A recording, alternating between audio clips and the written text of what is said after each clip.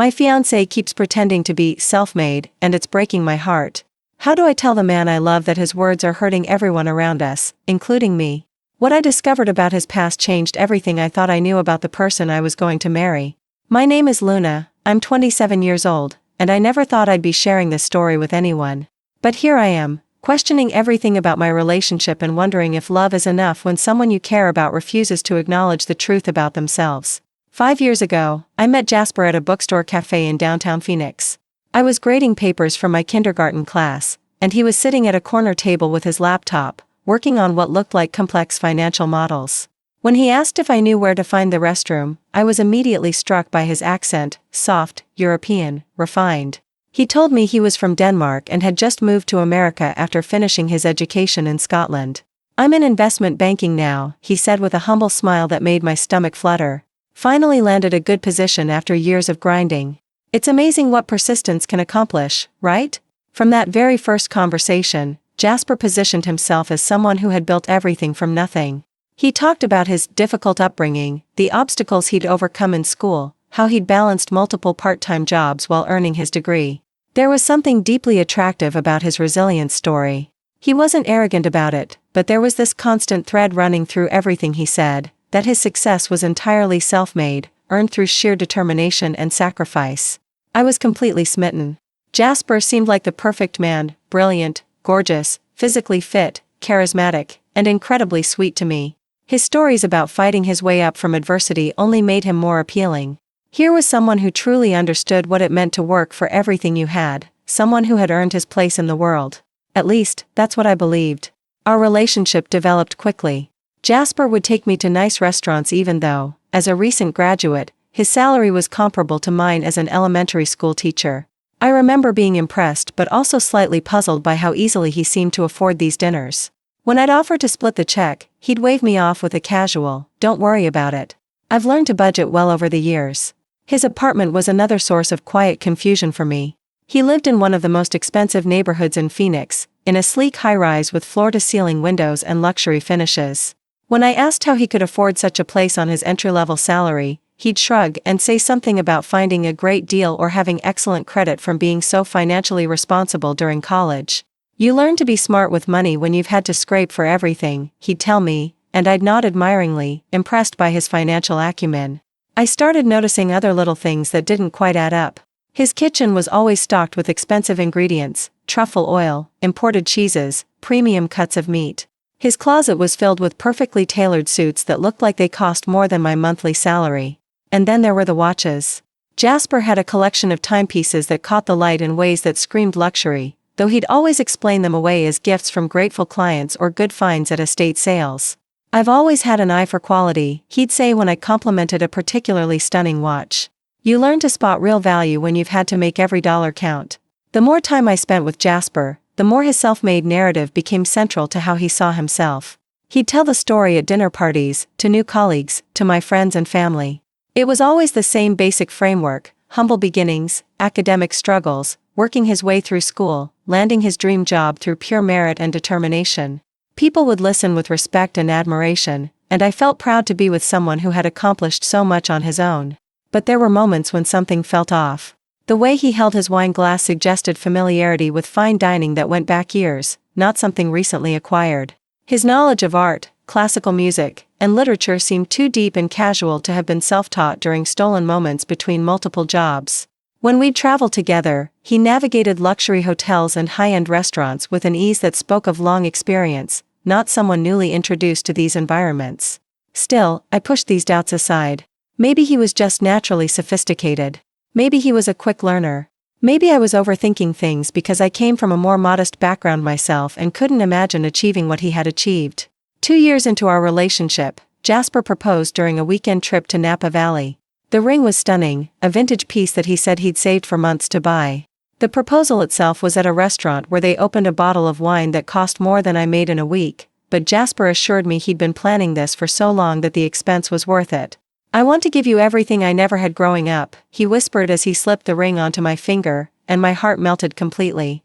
We started planning our wedding, and that's when Jasper suggested I meet his family. He'd been somewhat vague about them during our relationship, mentioning that they lived comfortably in Denmark but not going into much detail. He'd explained that he didn't talk to them often because he'd been focused on building his own life in America.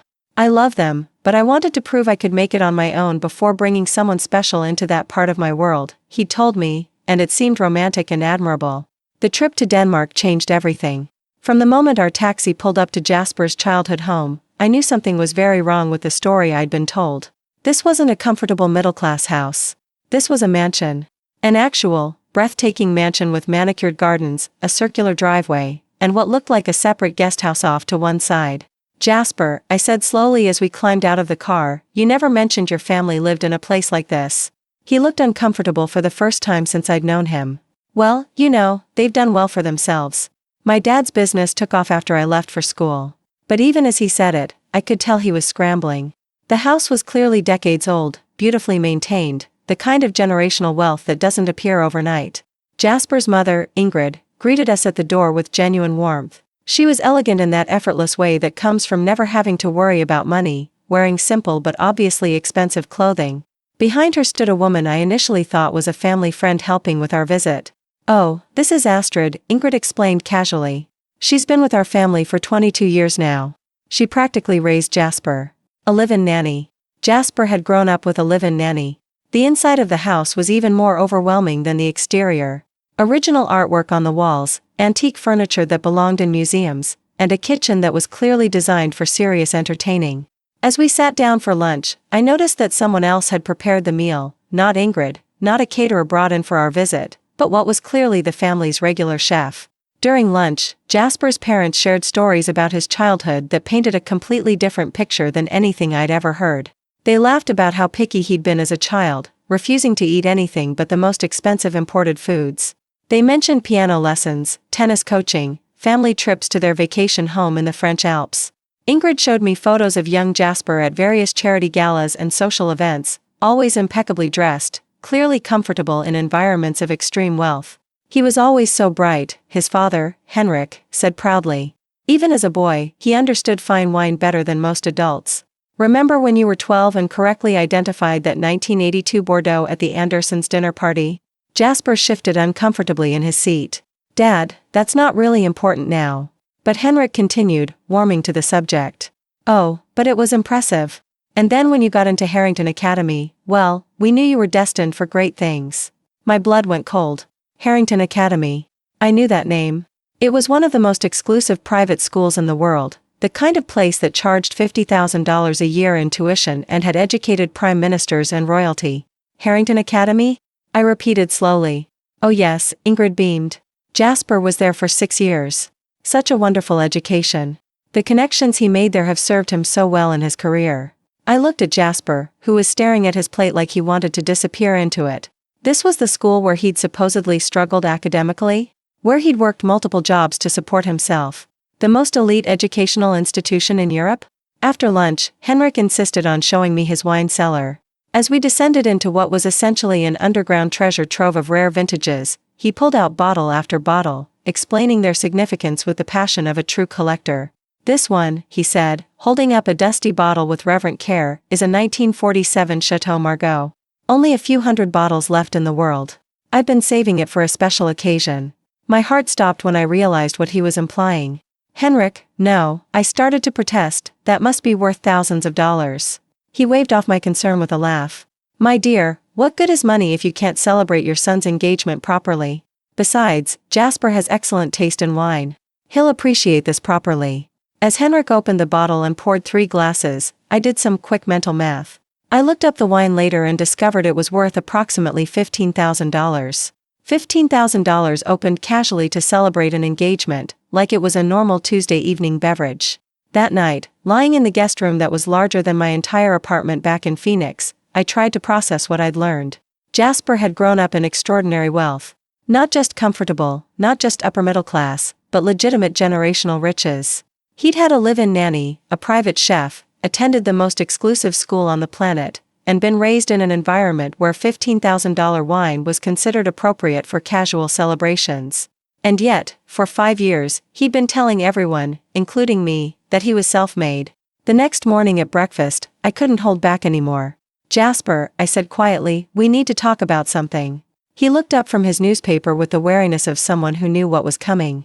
Last night I did some research on Harrington Academy, I continued. The tuition is $50,000 a year. And I looked up your current employer, 3 of the founding partners are Harrington alumni. Jasper set down his coffee cup carefully. What's your point, Luna? My point is that for 5 years, you've been telling people you're self-made. That you worked your way through school, that you earned everything through your own effort. But that's not true, is it? His jaw tightened. I did work hard. Just because my family had money doesn't mean I didn't earn my position. But you let people believe you came from nothing. You let my friends think you understand their struggles, you let my family admire you for overcoming poverty that you never experienced. Do you have any idea how that makes me feel? I never said I came from poverty, he protested. You talked about your humble beginnings and scraping for everything and working multiple jobs in school. Jasper, you went to the most expensive school in the world. Your family has a full-time chef. You grew up drinking wine that costs more than most people make in a month. He was quiet for a long moment, and I could see him struggling with how to respond. Look, he finally said, yes, I had advantages. But I still worked hard. I still earned my grades, I still interviewed for my job, I still put in the effort. Just because my family has money doesn't invalidate my accomplishments. I felt like I was talking to a wall. I'm not saying your accomplishments aren't real. I'm saying that pretending you achieved them without help is dishonest. And it's hurtful to people who actually did have to claw their way up from nothing. I didn't ask for this, he said, his voice getting defensive. I didn't choose the family I was born into. Should I apologize for that? No, I said, feeling frustrated, tears starting to form. But you should be honest about it. You should acknowledge the privilege instead of pretending it doesn't exist. He stood up abruptly. I think we should head back to the hotel. We can finish this conversation later. But we didn't finish the conversation later.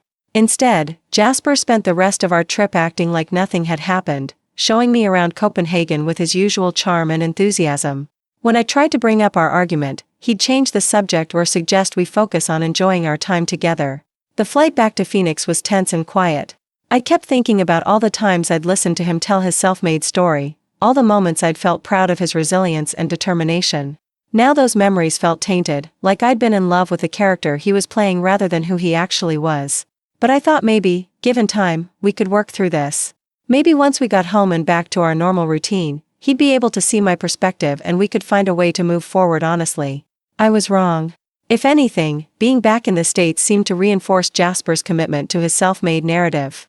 At work events, social gatherings, even casual conversations with neighbors, he continued to present himself as someone who had built his success from scratch. The difference was that now I was hearing it with completely different ears. When a colleague asked about his background at a company happy hour, Jasper launched into his familiar story about academic challenges and financial struggles. I watched as people nodded with respect and admiration, and I felt sick knowing how thoroughly they were being misled. That's amazing, man, the colleague said. I love hearing about people who made it the hard way. Gives the rest of us hope, you know? I excused myself and went to the bathroom, where I stared at myself in the mirror and wondered if I was being crazy. Was I overreacting? Was this really such a big deal? But then I thought about my own childhood. My parents had worked 2 jobs each just to keep our family afloat. I'd worn secondhand clothes through most of school and eaten peanut butter sandwiches for lunch every day because it was what we could afford. I'd gotten my teaching job through merit alone, no family connections, no prestigious alma mater, just hard work and determination. When Jasper told his fake struggle story to people like me, people who had actually experienced those struggles, it felt like he was appropriating our pain for his own benefit. It felt like he was taking credit for a kind of strength he'd never needed to develop. The breaking point came 3 weeks after we returned from Denmark. We were at a dinner party hosted by my best friend from college, Elena. Elena had grown up in foster care, put herself through school with student loans and scholarships, and was now working as a social worker in an underserved community. The other guests were mostly teachers, social workers, and nonprofit employees, people who had chosen careers focused on service rather than financial gain. Somehow the conversation turned to success and achievement, and Elena made a comment about how much she admired people who had overcome difficult circumstances to build meaningful lives. I think there's something special about people who've had to work for everything they have, she said. They tend to have more empathy, more perspective on what really matters. And that's when Jasper jumped in with his story. I completely agree, he said earnestly. I know from personal experience how challenging it can be to build something from nothing. When I was in school, I was working constantly just to stay afloat academically and financially. There were times I wasn't sure I'd be able to continue my education, but I was determined not to give up. I watched Elena's face light up with interest and admiration. I watched our other friends lean in to listen more closely. And I felt something break inside my chest. But the thing is, Jasper continued, when you've had to fight for everything, when you've learned to rely only on yourself, there's a strength that comes from that. I wouldn't trade those difficult years for anything, because they made me who I am today. I couldn't take it anymore. Jasper, I said, my voice coming out sharper than I intended, that's not exactly accurate. The table went quiet. Everyone turned to look at me with surprise, including Jasper. What do you mean? Elena asked. I looked at Jasper, hoping he would take this opportunity to correct the record himself. Instead, he stared back at me with warning in his eyes. I mean, I said slowly, that Jasper's background is a bit more complicated than he's describing. His family is actually quite wealthy. He went to one of the most expensive private schools in the world. The silence that followed was deafening. I could see the confusion and surprise on everyone's faces as they processed this information. Jasper's face had gone red. Luna, I think you're oversimplifying things. Am I? I challenged. Because I just spent a week at your family's mansion in Denmark, drinking $15,000 wine and hearing stories about your childhood nanny. Elena looked back and forth between us like she was watching a tennis match. Wait, I'm confused. Jasper, didn't you just say you struggled financially in school? It's complicated, Jasper said tightly. Having wealthy parents doesn't mean you don't face your own challenges. But it does mean you don't face poverty, I said. It means you don't worry about paying for tuition or rent or food. It means you have connections and opportunities that other people don't have. And pretending otherwise is dishonest. The dinner party never recovered from that moment. Our friends made polite conversation for another hour, but the comfortable atmosphere was completely destroyed. Elena kept shooting me concerned looks, clearly sensing that this was about much more than just a factual disagreement. On the drive home, Jasper was furious. I cannot believe you embarrassed me like that in front of your friends, he said, gripping the steering wheel so tightly his knuckles were white. I embarrassed you? I shot back. You've been lying to my friends for years. You've been lying to me. I never lied to you. I never said my family was poor. You said you had humble beginnings. You said you scraped for everything. You said you worked multiple jobs to support yourself through school. Those are lies, Jasper. They're not lies, he exploded. Just because my family had money doesn't mean I didn't work hard. Do you think everyone who goes to expensive schools automatically succeeds? Do you think having wealthy parents guarantees you a good job? I still had to earn my grades, I still had to interview well, I still had to prove myself. But you didn't have to do it alone, I said, feeling tears start to flow. You had every possible advantage. Your school literally has prime ministers as alumni, and now you work for a company founded by your classmates. That's not merit, that's networking. So what, he said. So what if I had advantages? That doesn't mean I should apologize for them or diminish my accomplishments. Plenty of rich kids don't amount to anything. I made something of myself. You made something of yourself with help, I corrected. And there's nothing wrong with that, but there's something very wrong with pretending it didn't happen. He was quiet for several minutes, and I thought maybe I was finally getting through to him. You know what I think this is really about, he finally said. I think you're insecure about the differences in our backgrounds. I think you can't handle dating someone who comes from money. His words hit me like a physical blow. That's not what this is about at all. Isn't it? You've been weird about money since the day we met. You always want to split checks, you get uncomfortable when I pay for things, you act like I'm showing off when I'm just trying to be generous. Jasper, I don't care that your family has money. I care that you lie about it. I care that you appropriate other people's struggles to make yourself seem more sympathetic. I care that you let people admire you for overcoming hardships you never faced. I'm not going to start every conversation by announcing that my parents are wealthy, he said coldly. I'm not going to caveat every story about my life with disclaimers about my privilege. That's not how normal people behave. Normal people don't claim to be self-made when they're not, I replied. We didn't speak for the rest of the drive home. That night, lying in bed next to him, I stared at the ceiling and tried to figure out what I was feeling. I still loved Jasper, that hadn't changed. He was still kind, intelligent, funny, and affectionate. He still treated service workers with respect, still donated to charity, still remembered my birthday and brought me flowers for no reason. In many ways, he was exactly the man I'd fallen in love with. But there was something about the dishonesty that I couldn't get past. It wasn't just that he'd misrepresented his background, it was that he seemed incapable of understanding why that mattered. In his mind, his accomplishments were entirely his own, and his advantages were irrelevant details. Over the following days, I found myself paying attention to his stories in a new way. When he talked about his journey to success, I heard the implicit dismissal of everyone who hadn't had his opportunities. When he gave advice about working hard and believing in yourself, I heard the assumption that failure was purely a matter of insufficient effort. I started to realize that this wasn't just about honesty, it was about empathy. Jasper seemed genuinely unable to understand how his words affected people who had actually struggled. He couldn't see that his false narrative was hurtful to those who had genuinely earned their way up from nothing. A week after the dinner party incident, Elena called me. "Hey," she said carefully, "I wanted to check in about what happened the other night. Are you okay?" I found myself pouring out the whole story: the coffee shop meeting, the self-made claims, the trip to Denmark, the shocking discovery of his true background. Elena listened without judgment, asking clarifying questions and offering comfort when my voice broke. "The thing is," I concluded, "I don't know if I'm being reasonable here. Maybe I am overreacting. Maybe it doesn't really matter where he came from as long as he's a good person now."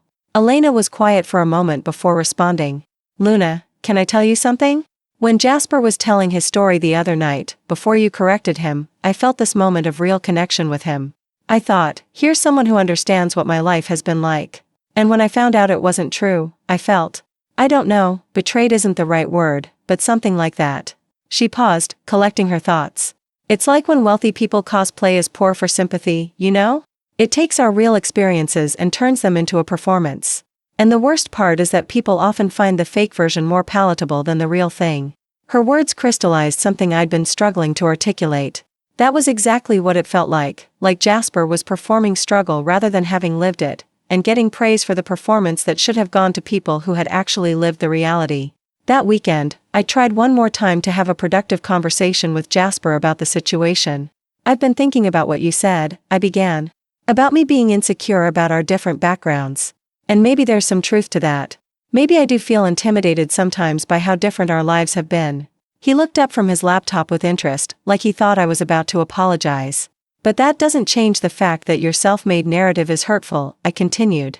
"It's hurtful to me, and it's hurtful to people like Elena who actually lived the struggles you claim to have experienced." His expression closed off again. "I don't understand why this is such a big deal to you. Because when you tell people you're self-made, you're taking credit for a kind of strength and resilience that you didn't have to develop. You're appropriating other people's stories. And you're perpetuating this myth that success is purely about individual effort, which ignores all the systemic advantages some people have." "So what do you want me to do?" he asked impatiently. "Do you want me to start every introduction with a full disclosure of my family's financial situation? Do you want me to apologize for being successful?" "I want you to be honest," I said simply. "When someone asks about your success, don't pretend you did it alone. Acknowledge that you had help. Acknowledge your advantages." "That's ridiculous," he said. "No successful person lists all their advantages when talking about their accomplishments. That's not how the world works." "Maybe that's the problem," I replied. He closed his laptop and looked at me with frustration. "Luna, I love you, but I'm not going to change who I am because you have some political issue with wealthy people. I worked hard to get where I am, regardless of my background. I'm proud of what I've accomplished, and I'm not going to diminish that to make other people feel better about their own lives." And that's when I realized we were at an impasse. Jasper genuinely couldn't see the difference between acknowledging his advantages and diminishing his accomplishments. In his mind, being honest about his privilege would somehow invalidate his efforts. But for me, his inability to understand this distinction was becoming a deal-breaker. It wasn't just about the lying anymore, it was about a fundamental difference in how we saw the world and our responsibility to others. I started noticing other small moments that reinforced this divide. When we'd walk past homeless people, Jasper would sometimes comment about personal responsibility and making good choices. When friends complained about student loan debt, he'd offer advice about budgeting and financial planning without seeming to understand that their situations were fundamentally different from his. When we'd see news stories about economic inequality, he'd talk about the importance of hard work and education as if those were simple solutions available to everyone equally. It wasn't that he was cruel or intentionally dismissive, he genuinely seemed to believe that individual effort was the primary determinant of success. But his belief system required him to minimize or ignore the advantages he'd been given, which meant he couldn't truly understand or empathize with people who hadn't had those same advantages. 3 months after the Denmark trip, we were invited to another dinner party, this time with some of Jasper's colleagues. I almost didn't want to go, knowing what would probably happen, but I didn't want to create more conflict by refusing. Sure enough, halfway through the evening, someone asked Jasper about his background and how he'd gotten into finance. And sure enough, he launched into his familiar narrative about overcoming challenges and building success through determination and hard work. This time, I didn't say anything. I just sat there and watched as his colleagues nodded with approval and respect. I watched as they absorbed his story and probably filed it away as inspiration for their own careers or their children's futures. I watched as he received praise and admiration for struggles he'd never endured and strength he'd never needed to develop. And I felt something die inside me. On the drive home, Jasper seemed to sense my mood. "You're upset again," he said, not quite a question. "I'm tired," I replied, which was true. I was exhausted from carrying this burden of knowledge, from watching him perform this false version of himself, from loving someone who seemed incapable of being truly honest about who he was. "Luna, I know you don't like when I talk about my background, but I can't just pretend my whole life story doesn't exist. That's my experience, that's what shaped me. I'm not going to censor myself because you have political objections to successful people." "It's not political objections to successful people," I said wearily. "It's objections to successful people who lie about how they became successful." "I don't lie," he insisted, and I could hear the genuine frustration in his voice. "I tell my story honestly. Just because it doesn't match your idea of what my story should be doesn't make it dishonest." And there was the crux of our problem. Jasper genuinely seemed to believe his own narrative. In his mind, attending the most expensive school in the world while living in a mansion with domestic staff somehow didn't negate the challenges he'd faced. The advantages were invisible to him, or at least irrelevant to his sense of self. But I couldn't unsee what I'd seen. I couldn't unhear the stories his parents had told, couldn't forget the $15,000 wine or the childhood photos at charity galas. I couldn't stop thinking about Elena's face when she'd connected with his fake struggle story, or about all the other people who had been moved and inspired by a narrative that simply wasn't true. That night, I made a decision. I couldn't keep living in this state of constant tension and disappointment. Either Jasper needed to understand why his behavior was problematic and change it, or I needed to accept that we were fundamentally incompatible. The next morning, I sat him down for what I knew would be our final conversation about this issue. "Jasper," I said, "I need you to really hear me on this. Not to argue with me, not to defend yourself, but to actually listen and try to understand my perspective." He nodded, though I could see the wariness in his eyes. "When you tell people you're self-made, you're not just telling your story. You're making a statement about how success works. You're saying that people who haven't achieved what you've achieved simply haven't worked hard enough or been determined enough. You're perpetuating the myth that we live in a true meritocracy where everyone starts from the same place." I took a breath and continued. "But that's not true. You started from an incredibly privileged place, not just financially, but socially and educationally. You had advantages that most people can't even dream of. And when you pretend those advantages don't exist, you're being unfair to everyone who actually did have to claw their way up without help." Jasper opened his mouth to respond, but I held up a hand. "I'm not done. The reason this matters so much to me is that I love you. I want to be proud of the person I'm marrying. But I can't be proud of someone who takes credit for other people's struggles or who lacks the empathy to understand how his words affect others." I looked into his eyes, hoping to see some glimmer of understanding. "I'm not asking you to apologize for your family's wealth or to diminish your accomplishments. I'm asking you to be honest about the help you received and to show some humility about the advantages you've had. That's it. That's all I want." Jasper was quiet for a long time, and I allowed myself to hope that maybe this time was different, maybe he was finally hearing me. When he finally spoke, his voice was measured but firm. "Luna, I understand that you feel strongly about this. But I can't live my life according to your political ideologies. I can't constantly apologize for my background or hedge every story I tell with disclaimers about privilege. That's not who I am, and it's not how I want to live." He reached for my hand, but I pulled it back. "I love you," he continued, "but if you can't accept me as I am, then maybe we need to reconsider this relationship." And there it was. The ultimatum I'd been dreading but somehow expecting. Accept his version of honesty, or lose him. I looked at this man I'd loved for 5 years, this person who was kind and generous and intelligent and funny, this human being who had somehow become a stranger to me through his inability to acknowledge basic truths about his own life. "I can't," I said quietly. "I can't marry someone who refuses to be honest about who they are." The engagement ended 2 weeks later. Jasper tried to convince me to reconsider, suggesting couples counseling or taking a break to think things through. But I knew that no amount of therapy could bridge the fundamental gap between us. He would never see his privilege clearly, and I would never be able to respect someone who built their identity on appropriated struggles. The hardest part wasn't losing Jasper himself, it was losing the version of him I'd fallen in love with. The man I'd met in that coffee shop, the person who had seemed to understand adversity and appreciate the value of hard work, had never really existed. He was a character Jasper had created, perhaps even for himself. Moving on hasn't been easy. I still think about him sometimes, wonder if I made the right choice, wonder if love should have been enough to overcome our differences. But then I remember Elena's face at that dinner party, the way she'd connected with a story that wasn't true, the way she'd felt betrayed when the truth came out. I think about all the people who struggle every day without the advantages Jasper had, people who work multiple jobs just to survive, people who can't afford college or can't get hired because they don't have the right connections.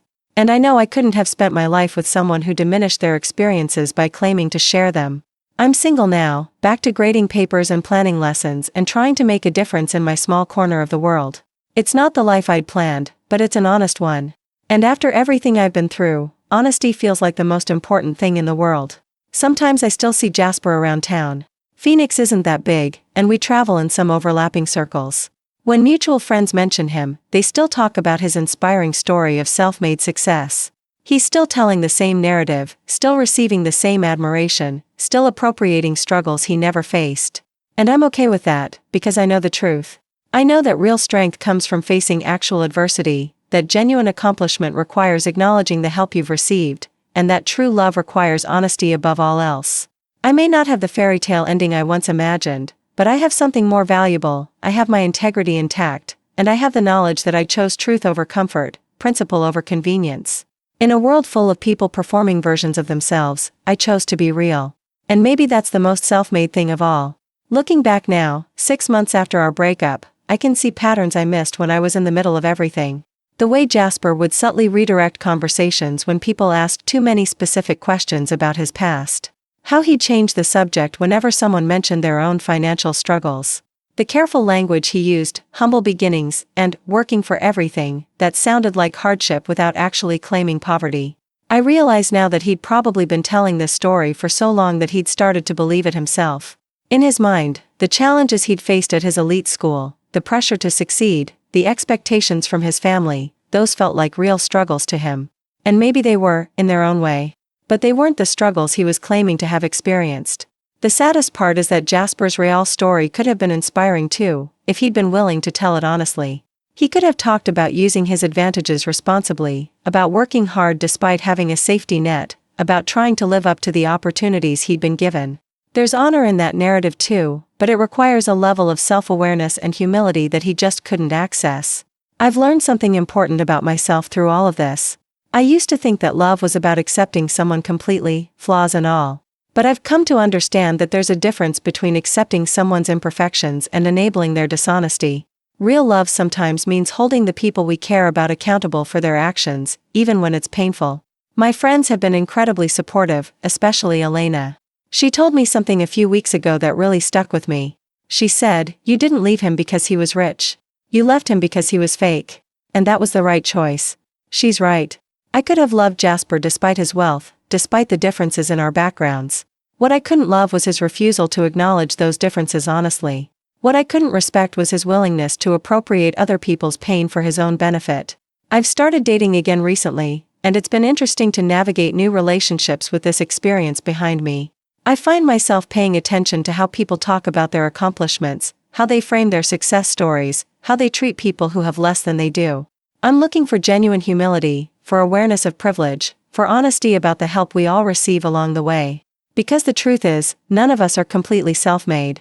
We all have teachers who believed in us, friends who supported us, family members who sacrificed for us, systems that worked in our favor. The difference is whether we acknowledge that help or pretend it doesn't exist. I think about my own story sometimes, about how I became a teacher. Yes, I worked hard and earned my degree through my own efforts. But I also had parents who valued education, teachers who encouraged me, a society that provided public schools and student aid programs. I had advantages too, just different ones than Jasper had. The difference is that I can acknowledge those advantages while still being proud of my accomplishments. I can recognize the help I received while still taking credit for the work I put in. That's what mature, honest people do. They see the full picture of their lives, not just the parts that make them look good. I've been thinking about writing to Jasper, not to rekindle our relationship but to see if time and distance have given him any perspective on what happened between us. I wonder if he's reflected on our conversations, if he's considered the possibility that I might have had a point. But then I remember how firmly he held to his narrative even when confronted with overwhelming evidence to the contrary, and I realize that some people are just too invested in their own mythology to ever see clearly. My students have been teaching me a lot about resilience lately. I work with kids from all different backgrounds, some from families with means, others from households where money is tight. What I've noticed is that the kids who acknowledge their challenges honestly, who ask for help when they need it, who celebrate their victories while recognizing the support they received, those are the ones who develop real strength and character. The kids who pretend everything is easy, who refuse to admit when they're struggling, who take all the credit for successes that involve team effort, they tend to be more fragile in the long run. They haven't learned to cope with real adversity because they can't even acknowledge when they're facing it. I see Jasper in some of these kids sometimes, and it makes me sad for the little boy he must have been. Maybe he felt pressure to prove himself despite his advantages. Maybe he was ashamed of his wealth in some way. Maybe he genuinely didn't understand how different his life was from most people's. But somewhere along the way, he chose to build his identity on a false narrative instead of finding authentic ways to be proud of himself. I hope he finds his way to honesty eventually. Not for my sake, that ship has sailed, but for his own. Because living a lie is exhausting, even when you've convinced yourself it's the truth. And the people who love him deserve better than a performance. As for me, I'm learning to trust my instincts about honesty and authenticity. I'm learning that it's okay to have deal breakers, that some values are non-negotiable, that love alone isn't always enough to bridge fundamental differences in character. I'm also learning to appreciate the people in my life who are genuinely self-aware, who can laugh at their own privilege, who lift others up instead of appropriating their struggles. These people give me hope that integrity still matters, that honesty is still possible, that real connections can be built on truth instead of mythology. 6 months ago, I thought my life was falling apart when I ended my engagement. I thought I was giving up my happily ever after, sacrificing love for principle. But now I see that I was actually choosing myself, choosing my values, choosing a future built on solid ground instead of beautiful lies. And you know what? I sleep better at night now. I don't wake up with that nagging feeling that something is wrong, that feeling I lived with for months while trying to reconcile the man I loved with the truth I discovered about him. I don't have to manage the cognitive dissonance of loving someone whose fundamental dishonesty made me question my own judgment. I'm free to be completely myself now, to speak honestly about my own background and struggles without worrying about how it reflects on my partner. I'm free to support my friends without having to navigate around someone else's false narratives. I'm free to build relationships based on truth from the very beginning. That freedom is worth more than any engagement ring, more valuable than any fairy tale wedding, more precious than any life built on lies. I may be starting over at 27, but I'm starting over with my integrity intact and my values clear. To anyone out there dealing with a similar situation, anyone who's discovered that someone they love has been fundamentally dishonest about who they are, I want you to know that it's okay to have standards. It's okay to expect honesty from the people closest to you. It's okay to walk away from relationships that require you to compromise your core values. Love is important, but it's not the only thing that matters. Respect matters too. Trust matters. Shared values matter. And sometimes the most loving thing you can do, for yourself and for the other person, is to refuse to enable their dishonesty. I don't know what my future holds, but I know it will be built on truth.